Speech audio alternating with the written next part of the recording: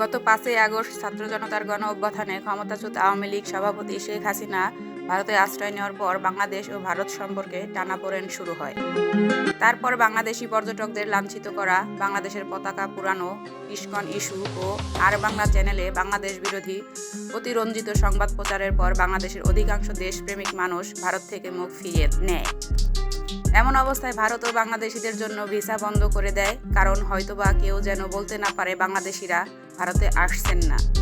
উল্টো বুক ফুলিয়ে ভারতই যেন বলতে পারে আমরাই ভিসা বন্ধ করে দিয়েছি।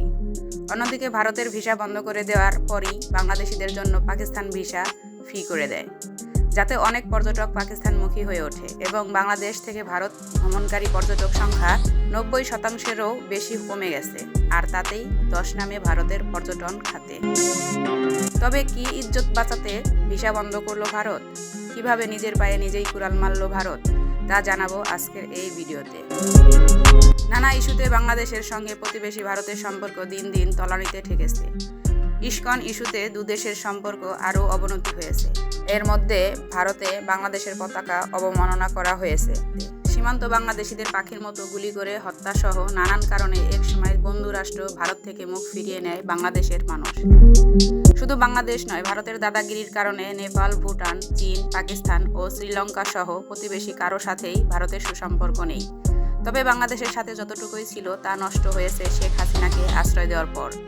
শুধু তাই নয়, ইতিমধ্যেই কোনো ভারতীয় হাসপাতাল ও কয়েকজন চিকিৎসক ঘোষণা দিয়েছেন তারা বাংলাদেশি রোগীদের চিকিৎসা করবেন না। যদি বাংলাদেশিদের চিকিৎসা নিতেই হয়, তার জন্য ভারতীয় পতাকায় প্রণাম করে তারপর চেম্বারে প্রবেশ করতে হবে। কিন্তু আখেরে ভারতীয় স্বাস্থ্য শিল্পেরই ক্ষতি হচ্ছে, কারণ প্রতি বছর ভারতে চিকিৎসা নিতে যায় 25 লাখ বাংলাদেশি। গড় হিসেবে বাংলাদেশি রোগী এক বছরে ভারতের $500 মিলিয়ন খরচ করছে।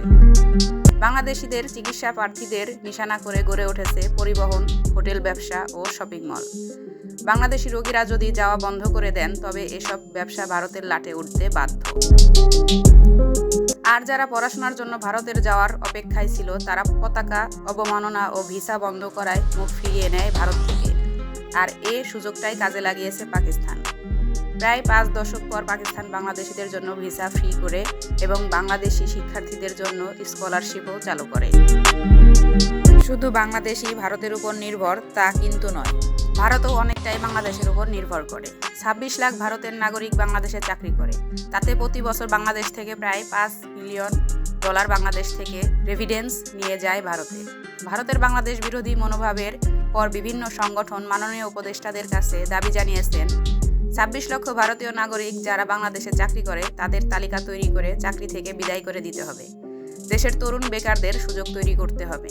আর যদি সেটা সত্যিই বাস্তবায়িত হয়, তাহলে ভারতের অর্থনীতিতে বিরাট ধস নেমে আসবে।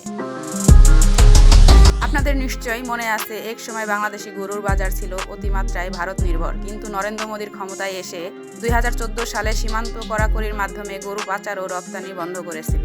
তাতে প্রথমবার কোরবানি ঈদের সময় বাংলাদেশিরা বিপাকে পড়লেও গত 1 দশক তা সামনে নিয়েছে। গরু উৎপাদনে বাংলাদেশ এখন এতটাই স্বয়ংসম্পূর্ণ হয়েছে যে বরং ভারতের গরু যদি চোরাচালানি না হয়ে বাংলাদেশে আসে, সেজন্যই উৎকণ্ঠ থাকে। অতএব যে সেক্টরে বাংলাদেশকে বিপদে ফেলতে চায় ভারত, সেই সেক্টরেই স্বয়ংসম্পূর্ণ হয়ে ওঠে বাংলাদেশ। একই কথা বলা চলে চাল বা পেঁয়াজের মতো কৃষি পণ্যের ক্ষেত্রেও এখন বাংলাদেশ স্বয়ংসম্পূর্ণ। ভারত পেঁয়াজ রপ্তানি বন্ধ করার পর পাকিস্তান মরিয়া হয়ে ওঠে বাংলাদেশে পেঁয়াজ রপ্তানি করতে।